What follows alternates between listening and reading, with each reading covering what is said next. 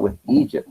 And they shared with Egypt, of course, their alphabet. We could see right here on the title, we see that the alphabet is going to be an incredibly important thing. And we can owe our development of the alphabet for us to the Phoenicians as well, which is pretty awesome. Well, let's get to who these people were. So the Phoenicians lived in Canaan. Like, well, duh, we're talking about Canaan, and that's where they lived. And we see right where present-day Israel, Palestine, little into Lebanon, they are here. The most famous and powerful of these Phoenician cities are going to be Tyre, Sidon, and Byblos. These other three, Laodicea is going to be pretty important.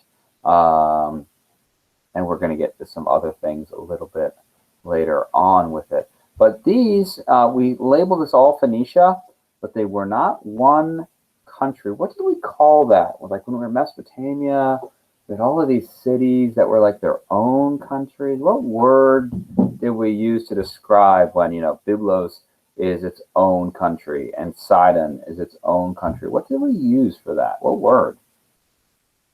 I've got one person who remembers. And Karachi just steals the glory without letting me call on her? Danielle, was that what you were going to say? Unbelievable, Karachi. Brain. It's okay, darling. It really is. They were city-states, exactly. So it's not a unified nation. Remember, city-states, they speak the same language, same kind of culture, same kind of lifestyle, but not one country. So sometimes they're going to fight and battle and argue. And sometimes they'll just trade and be friends. Now, the Phoenicians were famous for sailing.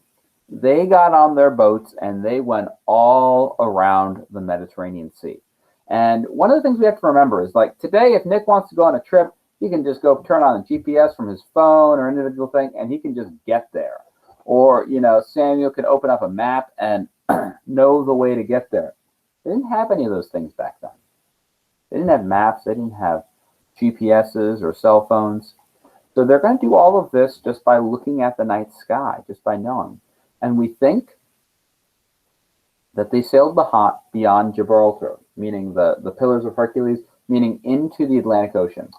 So from all the way on the opposite end of the Mediterranean Sea, we believe they crossed the Mediterranean Sea and went into the Atlantic Ocean. And there are some people that have evidence that think they might have circumnavigated all of Africa. Now, does anyone know what the word circumnavigated means? That's not a common 5th grade word. Let's look at the word right here. So, circa, what does this kind of look like? What word does this remind us of? What do you think this is a root of? Circa, what do you think that is, Danielle? What's it like? Circle? Circle. It's exactly like circle. So we've got circle. Yep, correct. Put that in the chat. What about navigate? What does it mean to navigate?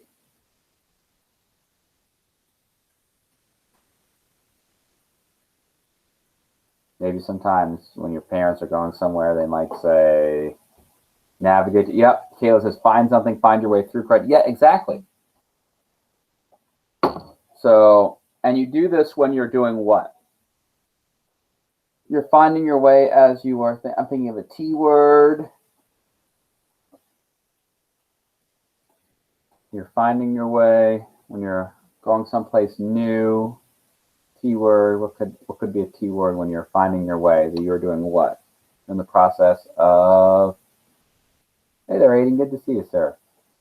What are we trying to do here when we're navigating, Danielle? Danny? Traveling. So, circle and finding your way or traveling. So what do we think this means? If they circumnavigated Africa, what do we think they try to mean by that? We put this together. Circle, travel, circle, find your way, Africa. What do you think this means? What do you think they did with their boats? What do you think, Austin? Come on, you're usually pretty good at this sort of thing. What do you think I'm trying to say by that?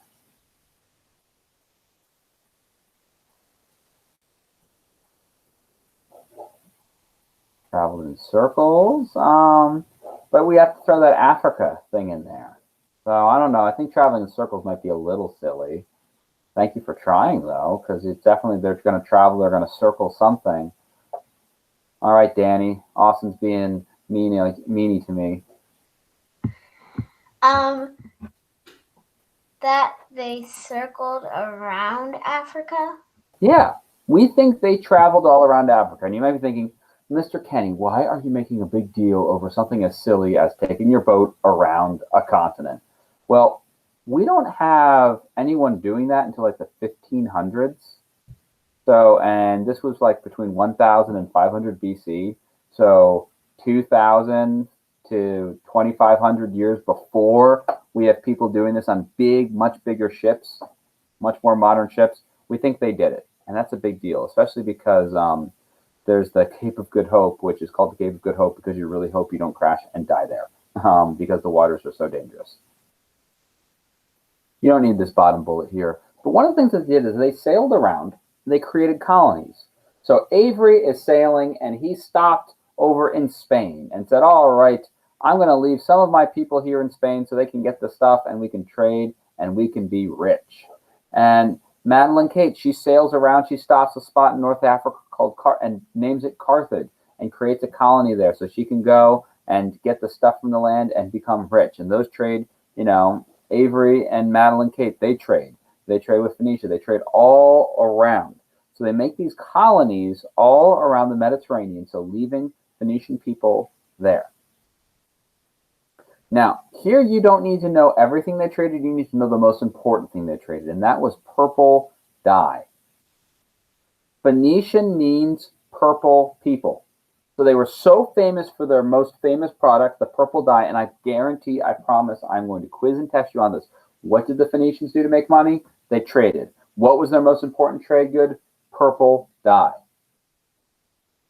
Like I said, we call them the purple people. That's what it means in Greek. Now, what do we always equate with purple? What kind of people would wear purple? Why is purple? What do we say about purple? Purple is the color of what? What is purple the color of? Avery? Royalty, I was gonna say, and then Caleb stole my thunder and then took away my lightning. Oh, man. I said kings in the chat. Oh, you sure did. Yeah, kings, royalty. It's okay, guys. It's okay. I'm glad to see students participating. It's much nicer for me when students are actually trying and participating than when it's like, any royal leader? Yeah, so it's a royal color because purple dye was so hard to get back then. It was way more expensive. The only way that they could get the purple dye is they found the shellfish called the murex, and they would basically mush it up and boil it till it turned into this purple dye, and then they could make purple things out of it. They were the only people who knew how to make it at this time. So kings, queens, they loved to wear purple. And, you know, so that's something that's still today, where we think of purple as the color of royalty. It's because of our purple people, the Phoenicians. And here we just see some of the trade routes that they did, going around trading, making lots and lots of money. Now, like I said, I'm going to ask you, what was their most important economic activity? And we know it was trade. And what did they trade? It was purple dye. You're going to need to know those things. You also need to know their most important contribution to the world, the thing that they did that made the biggest impact. And of course, that's inventing an alphabet. We talked about how they taught that to the Egyptians. You know, the Egyptians had hundreds and hundreds of characters for hieroglyphics, and now they were able to start going and writing their words, you know, with an alphabet, and then it led to Demotic. We see that eventually the Greeks. Annie, good. I'm glad. I'm teaching my class Pumpkin. Okay, bye, Pumpkin. All right. The Greeks are going to learn the Phoenician alphabet. Then the Romans are going to steal that from the Greeks. And then guess what? English, it's based off the Roman alphabet. You know, we changed some of the letters around a little bit, but so because of the Phoenicians, we have our alphabet. This is muy importante. You have to know the Phoenicians invented an alphabet.